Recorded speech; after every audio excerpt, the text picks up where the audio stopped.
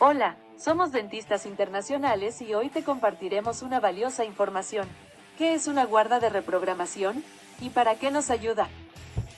Este es un dispositivo de resina que se coloca entre los dientes para evitar posibles efectos perjudiciales derivados del bruxismo. El bruxismo es una condición que el 80% de las personas padece. Este es el hábito de rechinar o apretar los dientes y que se da normalmente durante las noches. Los factores desencadenantes pueden ser estrés, ansiedad o maloclusión. Esto es muy peligroso, ya que puede producir dolor mandibular por la frecuente tensión en la ATM.